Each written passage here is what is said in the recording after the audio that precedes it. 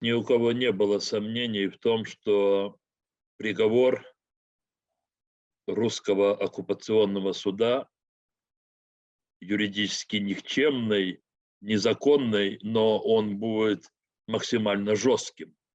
Нариман Джелялов был предупрежден русскими оккупационными властями о том, что его участие в работе Кримської платформи не останется безнаказанным. Однозначно, ці вироки 17, 15, 13 років Наріману Азізу і Ахтему – це помста. Помста за Кримську платформу, за те, що Україна гідно і чесно підняла питання того, чий Крим, чому потрібно боротись за Крим, і те, що Україна має намір, абсолютно правомірний намір повернути собі свою суверенну територію. Це спроба вироку всьому руху проти анексії, незаконної анексії Крима Росією. Тому що, в принципі, я вважаю Нарімана одним з останніх лідерів кримсько-татарського народу, який залишився вірним і народові, і Україні, і залишився на території Криму. Нариман Джелялов остался в Крыму с полномочиями практически председателя Меджлиса крымско-татарского народа. Вокруг него объединились все другие члены Меджлиса. Он всегда был на виду. Его рассудительность, внимание к людям позволили иметь высокий авторитет в крымско-татарском народе. Безусловно, его фигура очень много значит для крымских татар, в первую очередь, которые находятся сейчас на оккупированной территории.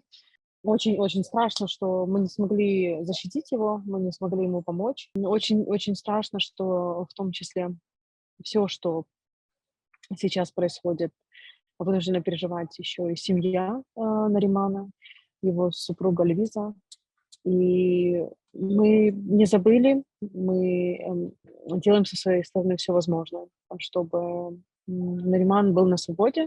Це показове покарання. Але я не думаю, що воно щось змінить, тобто змінить ставлення кримських татар до російської влади.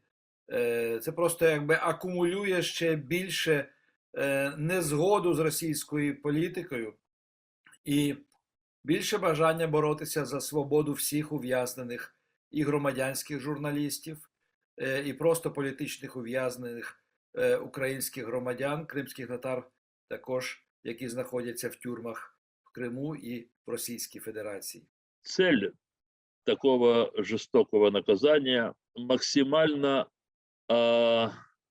раздавить волю крымско-татарского народа, насколько возможно испугать еще больше крымское общество, чтобы его контролировать. Такі акти помсти, вони показують вже відчай.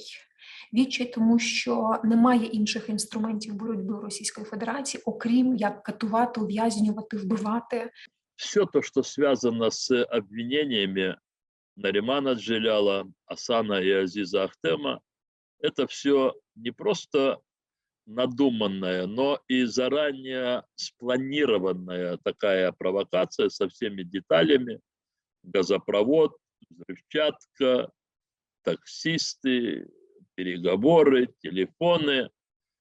Была составлена некая схема, и под которую палачи из ФСБ стали набирать фактаж. Для меня это личная болезненная история, потому что, конечно же, я Наримана знала, конечно же, я восхищаюсь его мужеством, восхищаюсь его позицией, восхищаюсь тем, что он оставался до последнего в Крыму и поддерживал крымских татар там. Мне очень хочется, чтобы мы с ним скоро, в очень скором будущем увиделись и в освобожденном Крыму, и на наших других освобожденных территориях. В первую очередь, конечно же, в освобожденном Крыму. Я уверена, что этот день обязательно наступит. Мы со своей стороны будем делать все возможное, чтобы его приблизить. Освобождение и Наримана Джелялова, и Асана Ахтемова, Азиза Ахтемова, как и всех других политзаключенных Крыма, наступит намного раньше, чем этого хотели бы те, кто их приговорил. Український народ не той народ, про якого чи той народ, про який Російська Федерація недооцінила, очевидно, яка в'язалась в цю військову авантюру, недооцінивши нас як державу, як націю і як людей. І такі люди, як Наріман, Азіз, Ахтем і багато інших гідних синів свого народу, це ті люди, які приведуть нас до перемоги. Я абсолютно в цьому переконана.